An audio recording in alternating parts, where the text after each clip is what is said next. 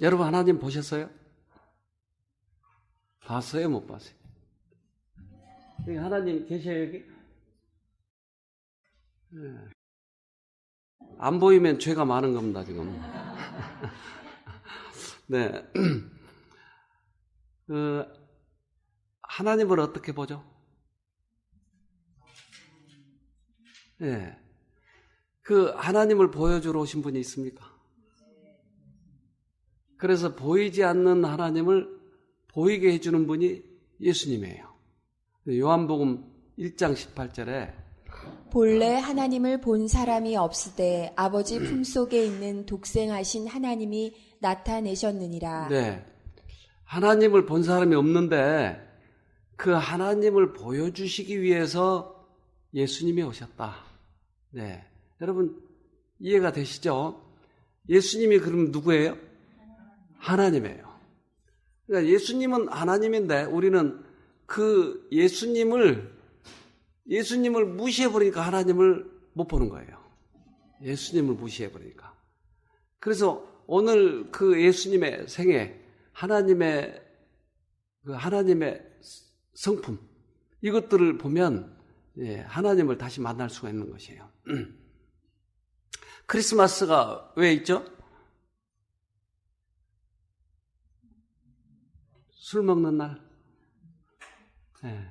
크리스마스는 예수님의 오심을 우리는 기뻐하게 하는 날. 그러니까 잊어버리지 말자고 하는 거예요. 근데 그 크리스마스 날은 정확지 않을지 모르지만 그러나 그날은 예수님의 오심을 기뻐하는 날이기 때문에 우리들에게 있어서 크리스마스는 의미가 있는 것이에요. 마태복음 1장 23절에 보라 처녀가 잉태하여 아들을 낳을 것이요 그 이름은 임마누엘이라 하리라 하셨으니 이를 번역한즉 하나님이 우리와 함께 계시다 함이라. 예수님의 또 하나의 이름은 임마누엘인데 그 임마누엘을 번역하면 하나님이 우리와 함께 계시기 위해서 오신 분이다. 그러니까 예수님이 하나님 맞아요? 맞아요. 네.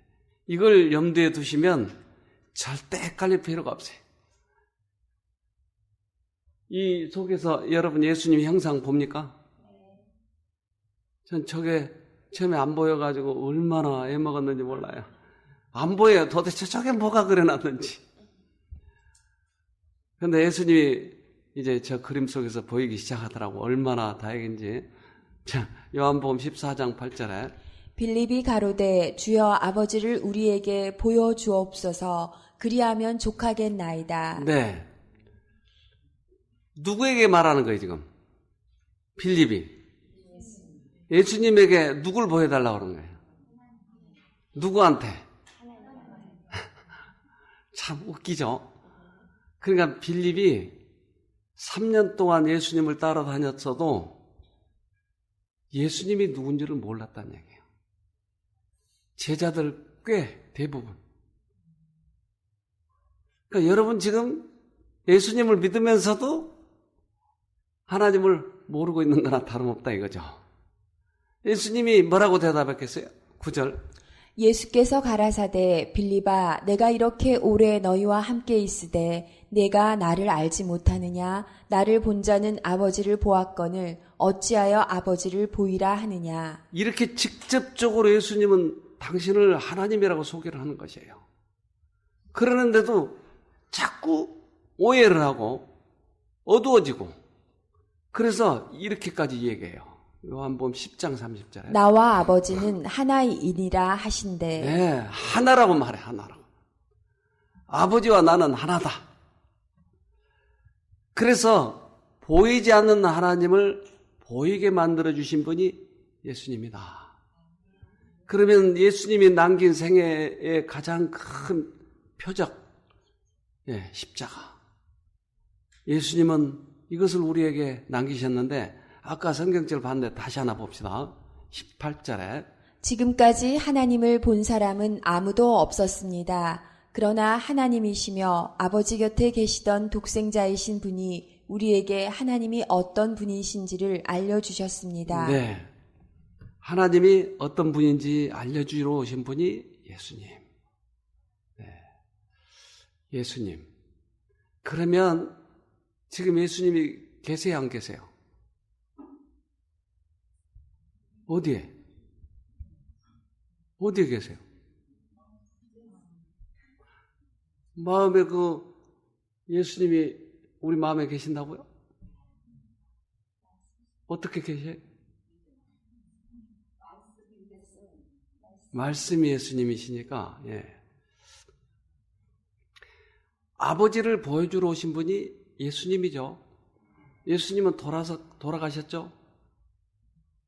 근데 그분을 나타내러 오신 분이 누구라고요? 성령이에요. 지금은 예수님이 우리 마음에 계신다는 말은 성령이 우리 마음에 계신다는 말하고 같아요. 예. 그래서 말씀을 성령께서 깨닫게 해주시고 감동으로 우리 마음에 들어오시는 것을 예수님을 모셨다라고 얘기를 해요. 그래서 예수님은 이 땅에 오신 목적이 보이지 않는 하나님을 보여주신 것이에요. 이 세상이 이제 요란하고 어두워지고 했을 때 모든 인류의 시선을 가장 문화의 중심지인 이 이스라엘에 예수님을 탄생하게 만드셔서 모든 세계의 이목이 그쪽으로 집중되게 했던 것이에요. 3년 반 동안. 그래서 이 사건이 일어난 동안에는 성령께서 특별히 다른 데 사건을 일으키지 않아요. 병이 치료된다든지 뭐 큼직한 일이 일어나지 않고 예수님의 생애에 대해서 모두 그걸 쳐다보도록, 그래서 내가 떠나면 너에게 유익하리라. 왜? 성령이 오시니까. 그러니까 예수님이 계시는 동안에는 성령이 잠잠히 계셨어요. 예수님이 떠난 다음에 그 역할을 이제 성령께서 하시는 것이죠.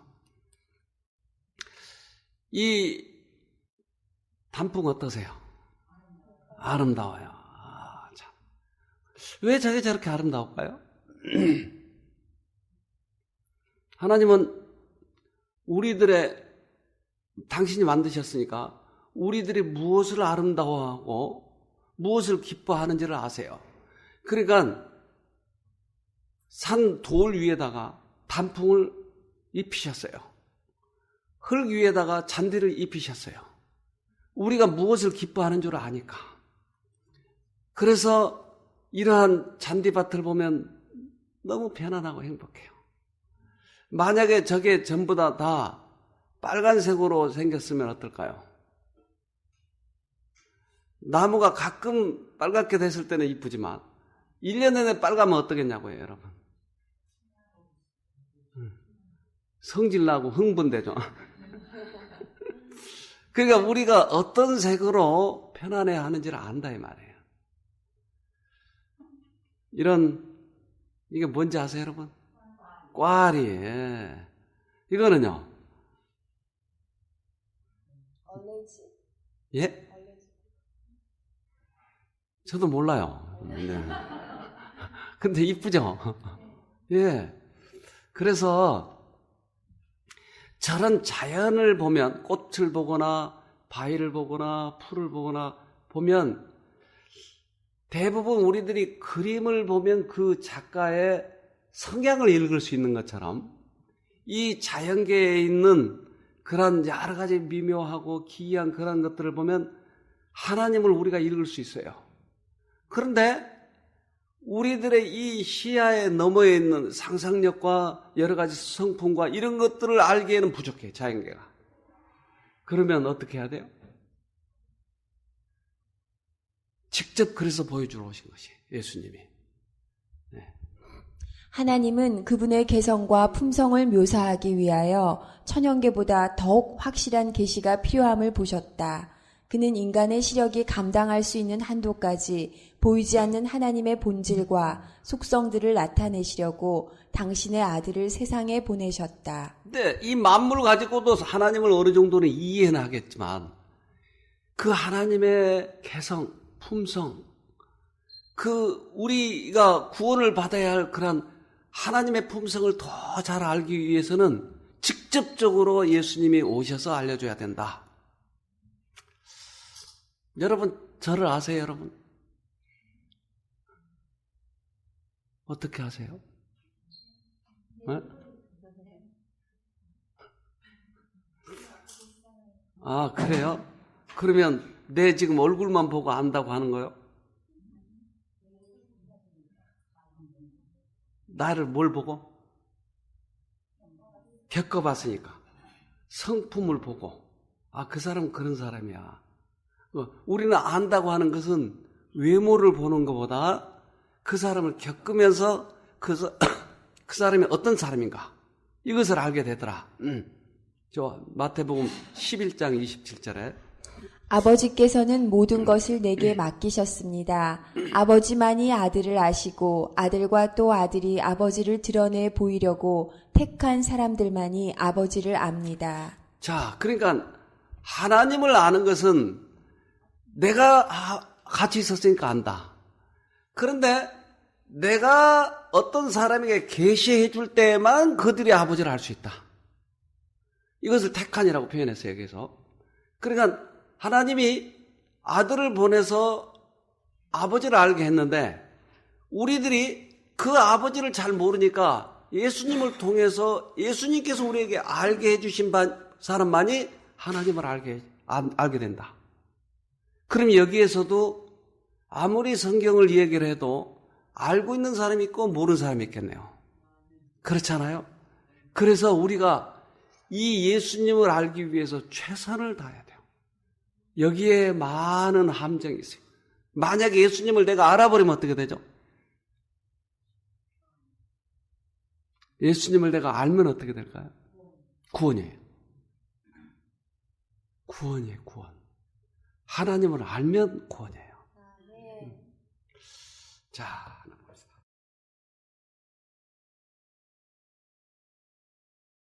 남아메리카에는 유별나고도 미묘한 물질을 만드는 난초 무리가 있습니다. 이것도 역시 기름이지만 먹을 수는 없습니다.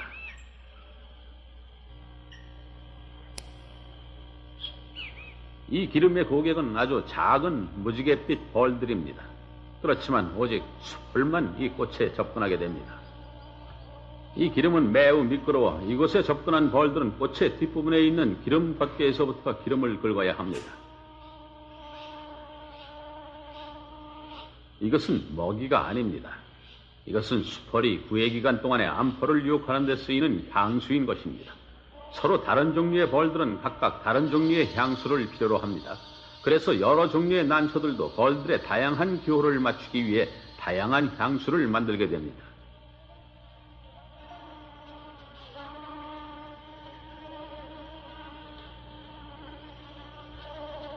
그러나 이 향수는 공짜로 주는 것이 아닙니다.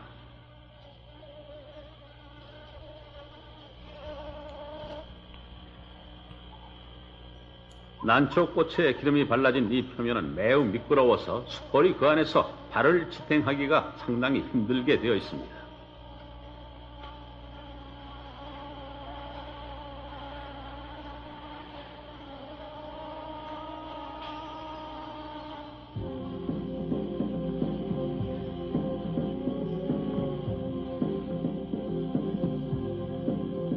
일단 넘어져서 미끄러지게 되면은 수펄은 끈적거리는 마디에 부딪히게 되고 이것이 수펄을 꼭 조여오기 때문에 벌이 빠져나가려고 발버둥치는 순간 노란색 꽃가루 덩어리를 끌어내 얹고 나가게 됩니다.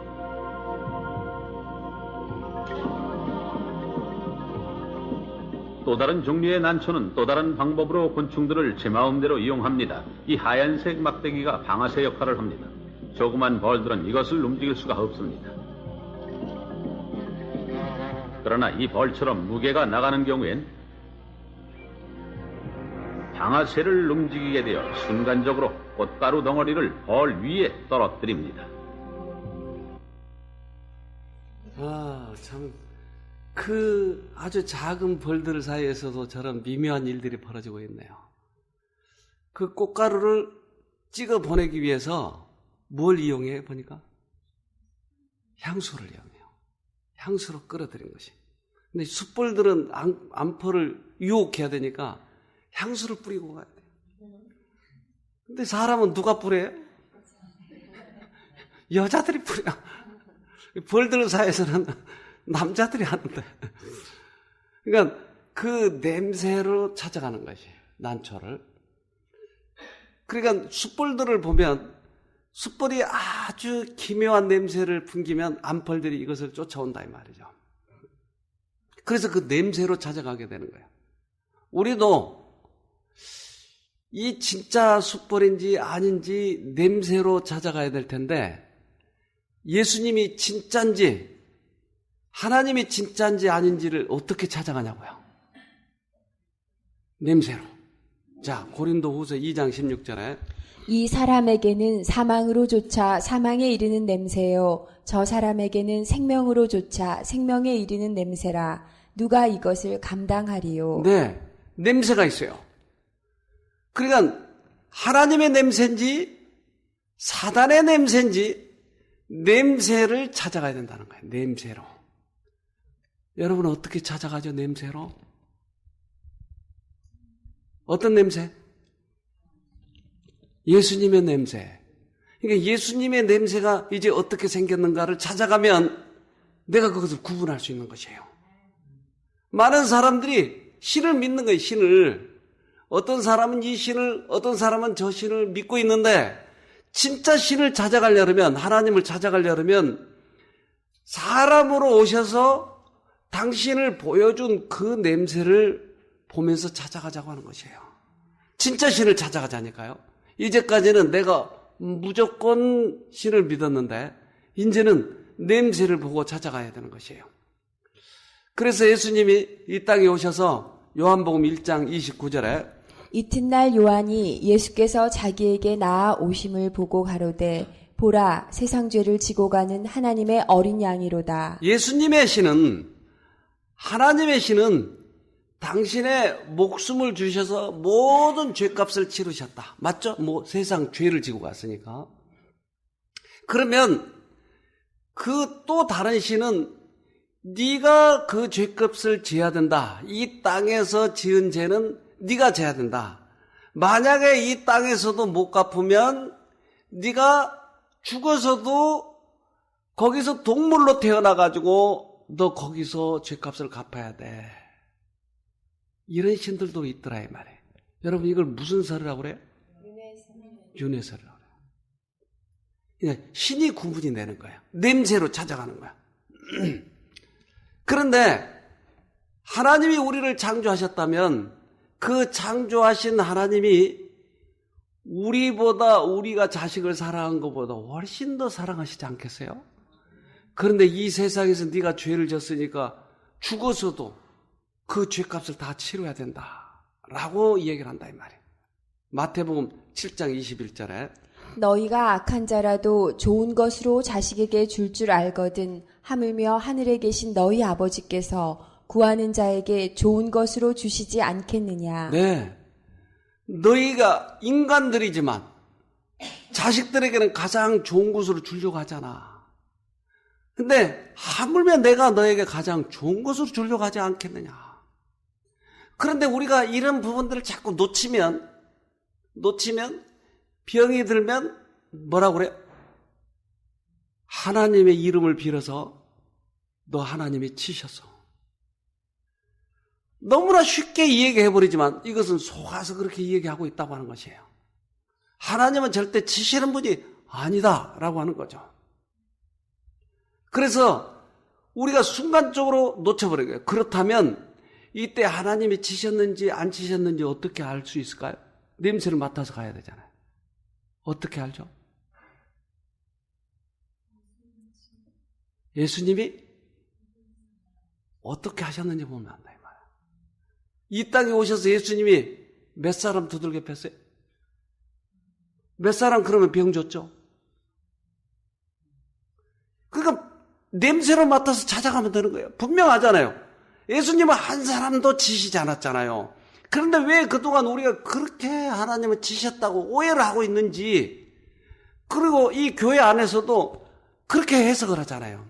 하나님은 우리가 자기 자식을 때로 말 안 들을 때는 때린 것처럼 하나님도 가끔 치신다고 그러잖아요. 치신다고. 이것이 오해다 이 말이에요. 하나님은 절대 그러신 분이 아니다.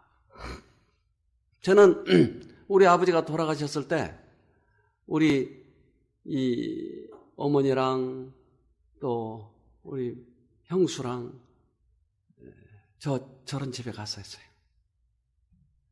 거기 갔는데 난 그때 어렸으니까, 그리고 예수도 몰랐어요 그때.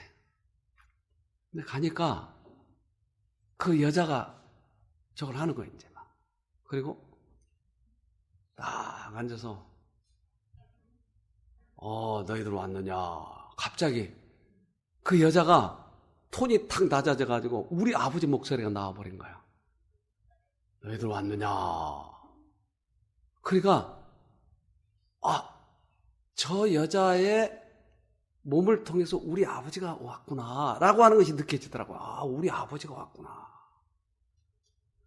근데 우리 아버지가 이제 돌아가시고 나니까 생활도 어려워지고 그러는데 돈을 자꾸 요구하는 거야, 그 여자가.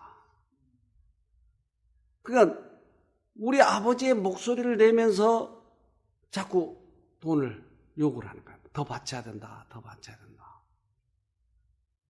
근데 그때 제 마음에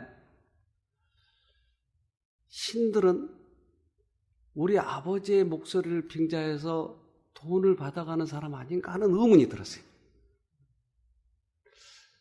그래서 이걸 알 수가 있어야지. 근데 만약에 잘못 안 낸다든지, 돈을 안 낸다든지, 그러면 우리 아버지가 또 얼마나 화를 내실까.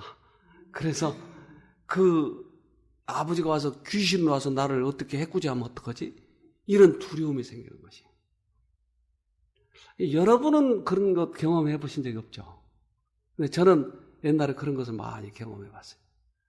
그래서 우리 어머니가 또 제 이름이 어디서 들어가지고 안 좋대요, 제 이름이. 그래서 이름을 바꿔야 된대. 그래서 한때 이름을 바꿔가지고 다녔어요, 저. 그러니까 도대체 그 너머에 있는 영들은 뭘까? 너무 궁금한 것이.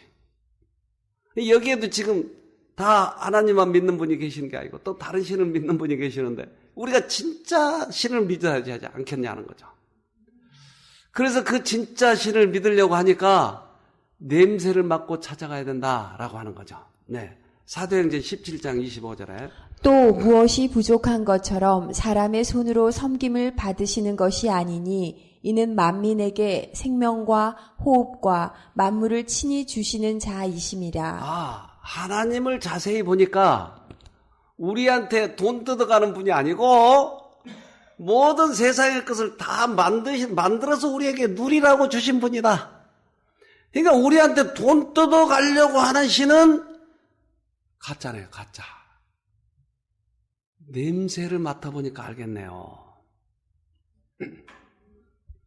그러니까 이 세상에는 우리를 만드신 신과 가짜 신과 두 개밖에 없는 거예요. 그러니까 가짜 신을 따라가서는 우리 생명을 잃어버리는 것이에요. 그러니까 예수님이 이 땅에 오셔서 보여주신 거 뭐예요? 하나님이 어떠신 분이라고 하는 걸. 그러면 내가 병이 지금 들었다. 그러면 다른 신들은 뭐라고 그래요? 네 죄값으로. 네가 뭔가 잘못해서. 그럼 이것을 무엇으로 갚아야 돼요? 죄값을? 돈으로 갚으려고 하는 거예요. 신의 비율을 맞춰서. 그런데 하나님의 신은 내가 너를 낫게 해주러 왔다는 것이야. 치료를 해주러 왔다는 것이야. 그러니까 이제까지는 그런 신을 믿었다가 내가 만약에 병이 들었다면 이제는 누굴 찾아가면 되는 거예요? 예수님을 찾아가면 되는 거예요. 그러면 예수님이 우리를 치료해 주시는 것이에요. 그분이 치료자예요. 그분이. 그래서 이제부터 찾아가자고요. 그 하나님을.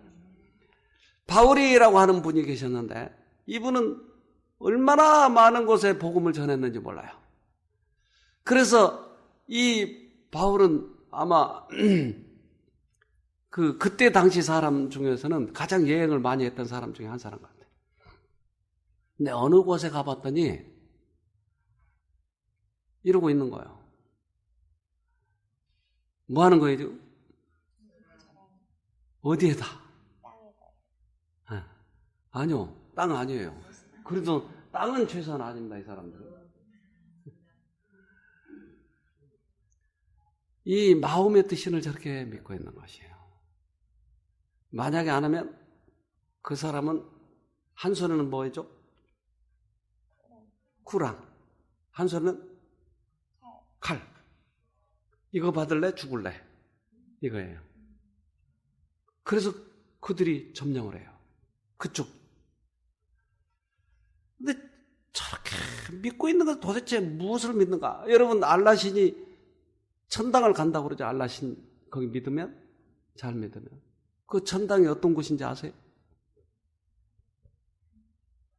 그래서 저 구랑을 저는 잘 모르니까 잘 아는 사람이 쉽게 이야기해 주는데 뭐라고 그러냐면 거기에 가면 그 아름다운 계곡이 흐르고 먹을 것들이 많고 그리고 그 아주 예쁜 여자들이 자기를 술 따라주면서 하는 곳이 천당이라는 것이에요.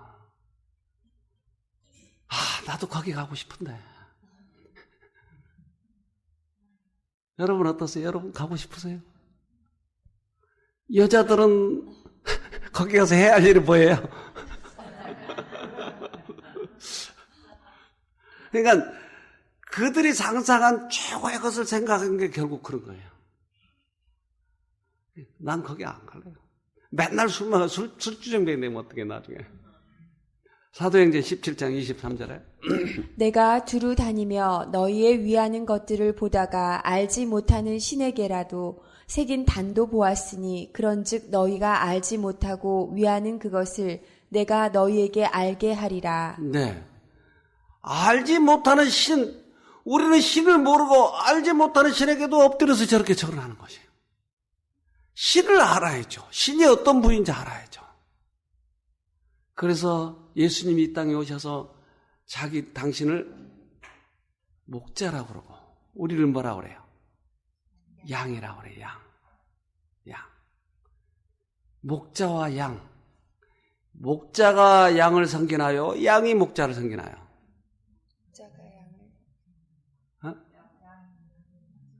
양이 목자를 섬기나요? 목자가 양을 섬기나요? 여러분 잘 들으셔야 돼요. 이거. 양이 목자를 데리고 다니면서 바치죠 계속? 웃기잖아요. 여러분 상상해 보세요. 근데 목자가 어디가 이리가 있고 어디가 늑대가 있고 이걸 다 아니까 야 일로 와 여기 와서 앉아. 그리고 풀을 먹어라.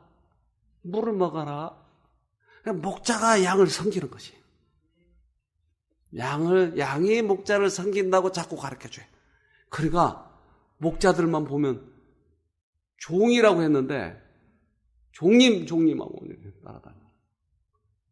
그래서 여러분 이것을 잘 이 사회적으로 하도 어두워져 버렸기 때문에 이게 어두워져 있어요 지금.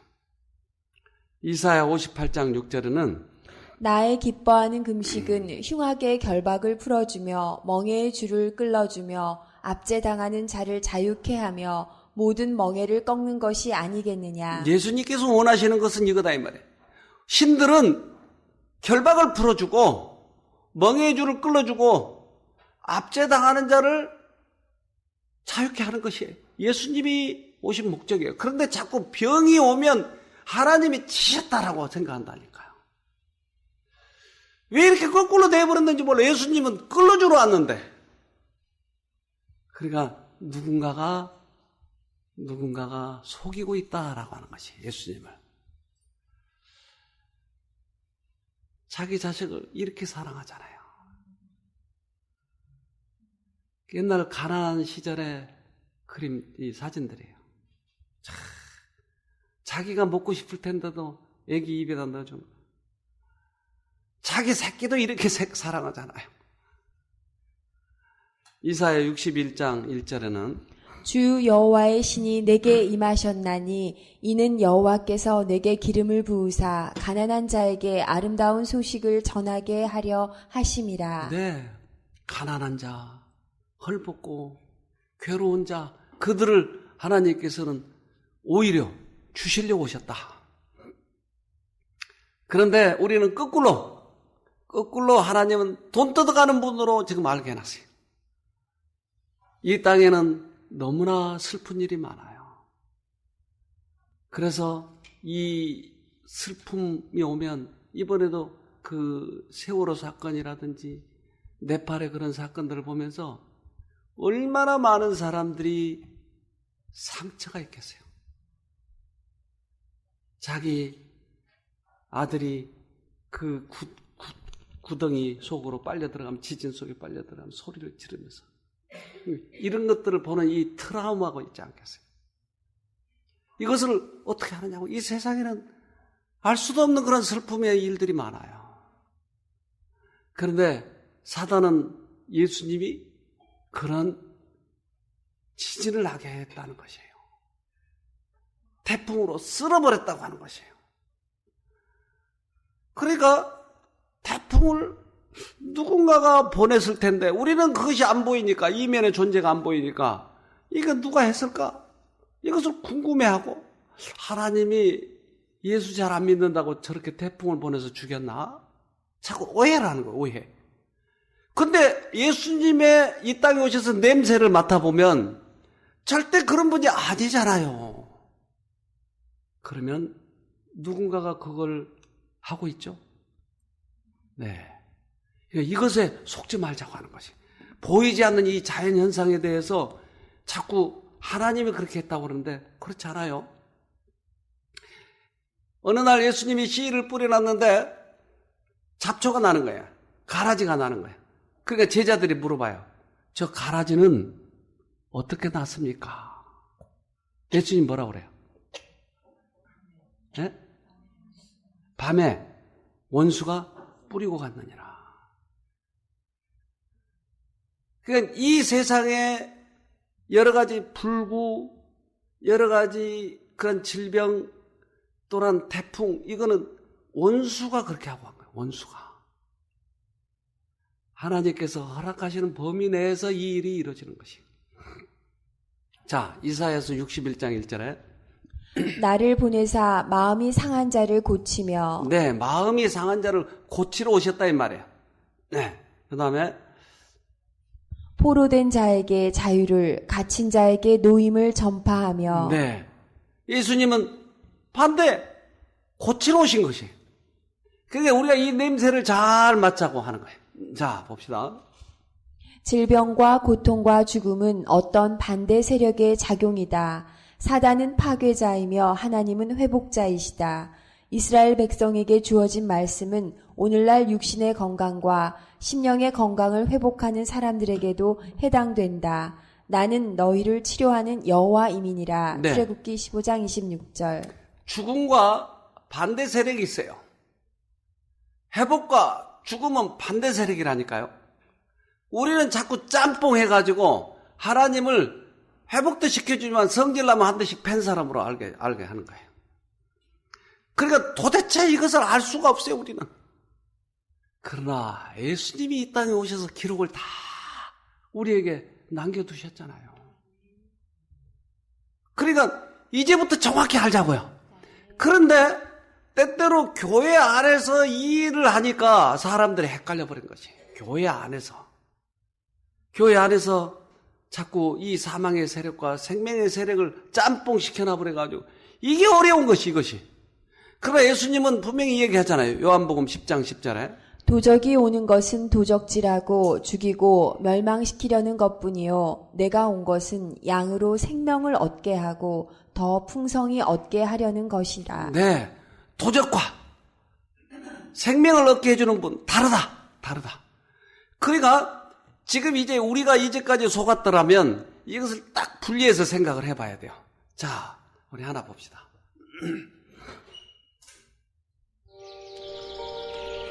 동물들이 겨울을 준비하는 방법은 다양합니다. 족제비의 털은 아직까지는 여름의 털 색깔 그대로 갈색을 띱니다. 하지만 곧 눈처럼 하얀 털로 털갈이를 할 겁니다.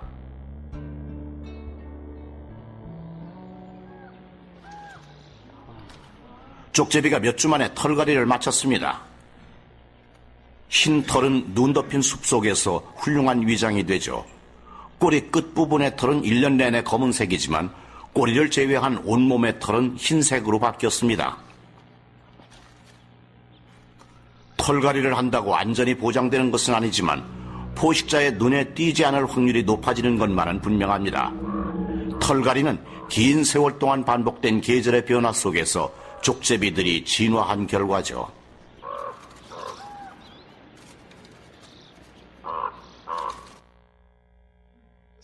참 신기하죠.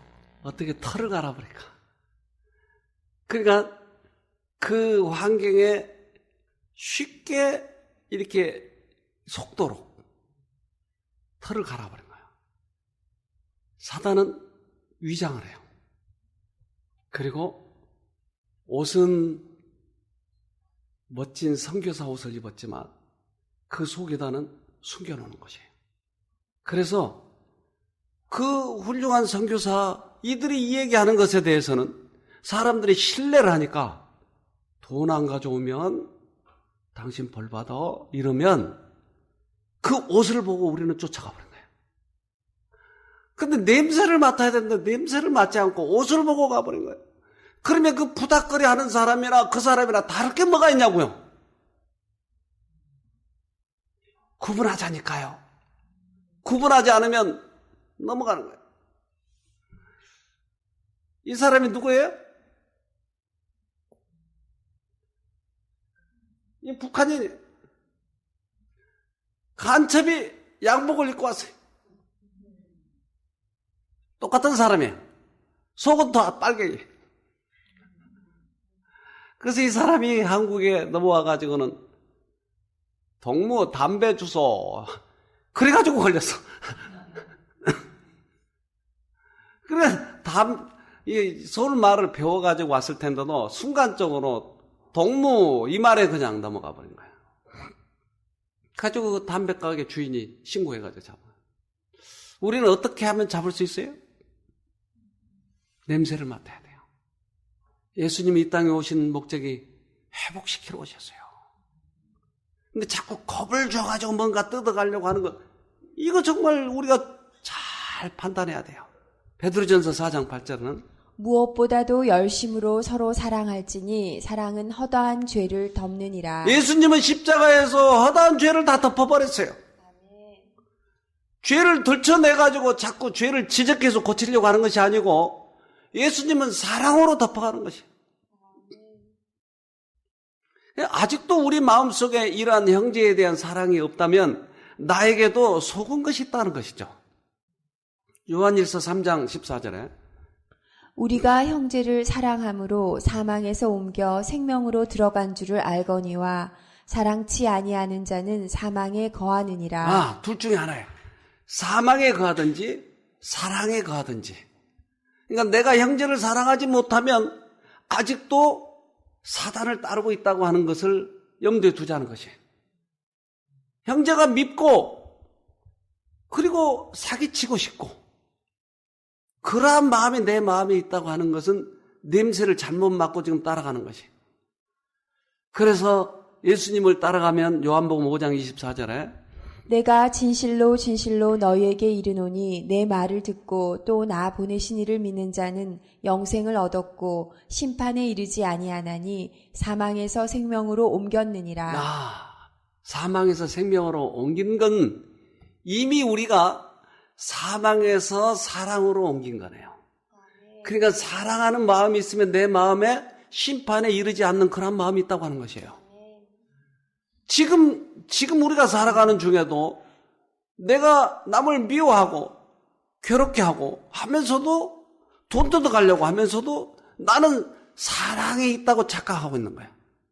생명이 있다고 착각하는 것이 냄새로 찾아가는 거예요. 우리 뒤에는 그러한 존재가 항상 언제나 준비하고 있으니까.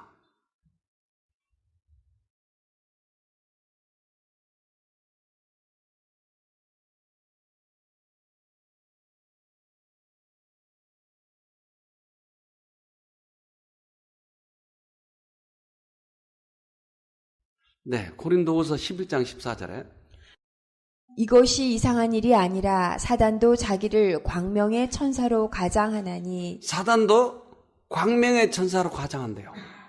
그러니까 지금 옷이 중요한 것이 아니고 모습이 지금 중요한 것이 아니고 뭐가 중요하다고요?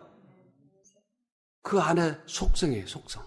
15절에 그러므로 사단의 일꾼들도 자기를 의의 일꾼으로 가장하는 것이 또한 큰일이 아니라 저희의 결국은 그 행위대로 되리라. 사단의 일꾼들도 의의 일꾼으로 가장한대요. 그러니까 우리가 구분하기가 참 어렵겠죠. 교회에 돈을 안 바치면 죽는다고 하는 것이. 사실 여기 오시는 분 중에 몇 분도 그래요. 우리 몇 분이 돈을 많이 바쳤대요. 그런데 그 교회에서 나중에 발로 차버린 거예요. 우리 나중에 이 봉사하는 우리 염 집사님 얘기를 들으면 더 그래요. 저분은 그 교회 목사님을 위해서 목숨을 바칠 만큼 모든 것을 다 바쳤대요. 그래서 어디로 가라 그러면 가고 이사해라 하면 이사하지 하고 그래야지 거절하면 죽는 줄 알았다는 거예요. 그래서 처음에 여기 오셨을 때도 굉장히 불안해했어요. 근데 이런 말씀을 듣고 거기서 해방이 되니까 이분이 맨날 저만 만나보면 요즘에도 그래요. 감사합니다, 원장님. 감사합니다. 그 어두움에서 벗어난 것이에요. 사단이 가지고 놀았던 거예요. 그분은 하나님끼리 이끈 사람이 아니었어요. 저분 나중에 들어보세요. 개인적으로 들어보세요. 얼마만큼 기가 막힌 소굴에서 벗어났는지 몰라요. 그래서 일평생 그렇게 살다가 여기에서 벗어나니까 너무 기쁘다는 거예요. 그러니까 저렇게 봉사를 하시잖아요. 아침 일찍부터 와가지고. 예수님이 우리 죄 때문에 돌아가셨잖아요. 당신의 목숨을 주셔서 돌아가셨잖아요. 그런데 왜 우리 것을 뺏어가려고 하겠어요? 왜 안 바치면 죽이려고 하겠어요? 속아서 그래. 디도서 2장 6절에. 빌립보서 2장 6절에서 8절 말씀. 그는 근본 하나님의 본체시나 하나님과 동등됨을 취할 것으로 여기지 아니하시고 오히려 자기를 비어 종의 형체를 가져 사람들과 같이 되었고 사람의 모양으로 나타나셨음에 자기를 낮추시고 죽기까지 복종하셨으니 곧 십자가에 죽으심이라. 네. 예수님은 하나님이었지만 어떻다고요? 자기를 얼마만큼?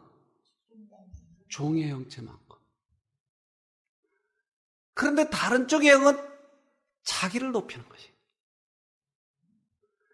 예수님은 자기를 낮추시지만 다른 쪽에 온 영은 자꾸 자기를 높이는 것이. 나한테 안 바치면 죽어. 나를 섬겨야 돼, 나를. 왜 그럴까?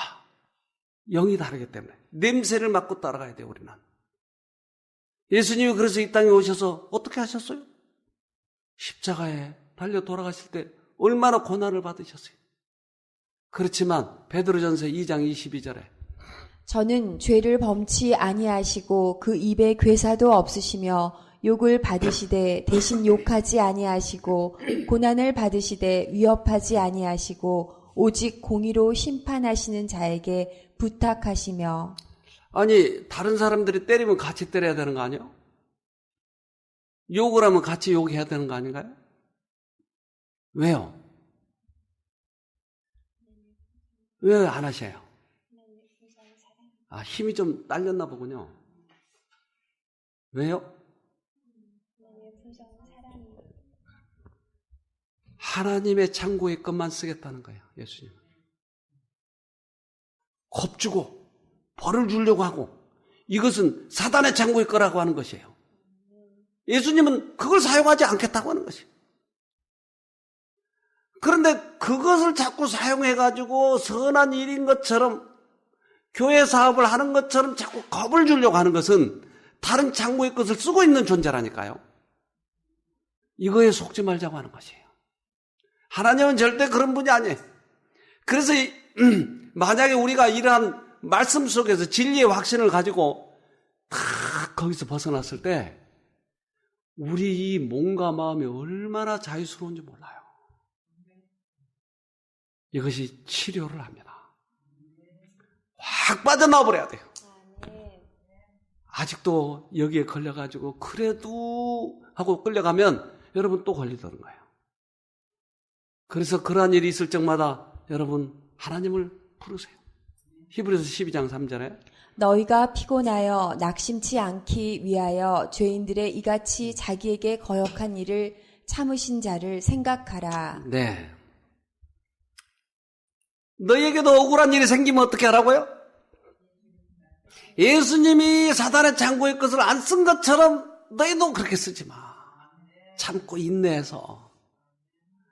요즘에 가정이 많이 파괴된 이유가 그것 때문이에요. 저도 그렇게 살았으니까요. 우리 집사람 맨날 우리 집사람의 죄를 지적하고 애들도 그렇고 그래서 우리 애들이 이렇게 아빠를 두려워한 게 있었어요. 아빠를 보면 좋아야 될 텐데 아빠를 보면 쓱 피하고 사탕 먹으면 안 된다 했는데 사탕을 어느 날 누구한테 얻어먹고 이렇게 불룩 나와요. 어떻게 했어요? 탁 때려 톡 튀어나오게 만나. 얼마나 제가 강제로 했는지 몰라요. 그런데 제가 예수님을 만난 다음에 이게 가슴이 애려 그 옛날 과거의 추억들이. 어느 날 식탁에 앉아서 이제 제가 하나님의 사업을 하다 보니까 돈이 좀 없고 애들은 한참 돈을 써야 되고 그런데 큰 녀석이 작심하고 밥 먹을 때 아빠, 왜 우리 가정을 이렇게 만들었어요? 우리도 얼마든지 잘 살 수 있고 좋은 차 타고 다니고 그럴 수 있는데 왜 우리가 이렇게 살아야 돼요? 막 얘가 얼마나 반항을 하는지. 왜 그래 왜? 제가 옛날 같으면 당장이 나서 몽둥이로 야 이놈아 하나님 사업한다고 그러는데 그럴 수도 있지. 뭐 좀 혼내주고 그럴 수도 있는데 예수님은 어떻게 했을까? 그러니까 딱 해답이 오는 거야. 욕을 해도 욕하지 않으시고 아니 나 할 말 있잖아요. 선한 사업을 하다 그럴 수 있다. 그럼 혼내줄 수도 있고 가만히 생각하면서 예수님을 생각하니까 이놈이 나한테 해대도 내가 가만히 앉아있는 거야. 밥을 먹으면서 다 이 녀석이 해대고 가는 거예요. 씩씩씩. 근데 둘째가 와서는 아빠 왜 이렇게 참으셨어요? 옛날 같으면 그렇게 참으시지 않을 텐데 혼내줘야 되는 거 아니에요? 아빠한테 저렇게 하면 아니야 너도 나중에 그렇게 해봐. 예수님을 부르면 되더라. 얼마나 이 자식한테 그런 말을 당할 때 화가 나겠어요, 제가. 근데 예수님은 그 창고의 것을 안 썼다고 하는 거지. 그의 생일날 둘째가 편지를 썼어요. 아빠 존경해요. 돈도 못 벌어서 주는데 뭘 존경해? 눈물을 얼마나 내가 많이 흘렸던지 이 편지를 보면서 큰 녀석이 나중에 와서 사과를 하더라고요. 물론 걔 입장에서는 그럴 수가 있죠. 우리가 얼마든지 잘 살고 그럴 수 있는데 왜 이렇게 살아야 되냐는 거예요. 왜? 만약에 내가 그때 두들겨 패고 야 이놈아 죽일 놈아 막 이랬더라면 파괴되지 않겠어요. 근데 그리스도 안에서는 하나가 되는 것이 로마서 12장 19절 내 사랑하는 자들아 너희가 친히 원수를 갚지 말고 진노하심에 맡기라. 기록되었으되 원수 갚는 것이 내게 있으니 내가 갚으리라고 주께서 말씀하시니라. 너 보고 원수 갚으러 가지 않았다. 내가 원수 갚아줄 테니까 너는 사단의 창고에 거 쓰지 마. 그것이 네가 원수를 갚는 거야. 20절에 내 원수가 줄이거든 먹이고 목마르거든 마시우라. 그리함으로 내가 숯불을 그 머리에 쌓아 놓으리라. 원수를 갚으라고만 안 해도 괜찮겠는데 어떻게 하라고요? 먹이고 마시우라. 이 집안의 왼수 이거 먹이고 마셔야 되는 건 맞아요? 그런데 그게 뭐냐면 21절에 악에게 지지 말고 선으로 악을 이기라. 아, 이게 선으로 악을 이기는 것이었군요. 악을 악으로 갚아버리면 너도 구원이 없다. 어떤 악으로 닥쳐온다 할지라도 하나님의 창고에 것만 써라. 그것이 선으로 악을 이기는 것이다. 이제 우리는 예수님을 바로 알아야 돼요. 이제까지 잘못 안긴 얼마나 많은지 몰라요. 우리들의 개념상의 예수님이었지 하나님의 직접적인 그런 말씀의 진리가 아니었어요. 여러분 이깁시다. 선으로 악을 이깁시다. 꼭 승리하기를 바랍니다. 자, 기도합시다. 하늘에 계신 아버지, 이제껏 우리가 오해했고 때때로 하나님에 대해서 잘 모르고 우리도 행동해버린 경우 많이 있었습니다. 그러나 이제 하나님의 냄새를 맡고 이기고자 원하오니 속지 않도록 해주시고 이 땅에 사는 동안에도 하나님의 나라의 그런 맛을 보면서 소천국을 이루면서 살아갈 수 있도록 도와주시옵소서. 오늘도 그런 죄와의 싸움에서 꼭 선으로 악을 이길 수 있도록 도와주시옵기를 예수님 이름으로 기도합니다. 아멘.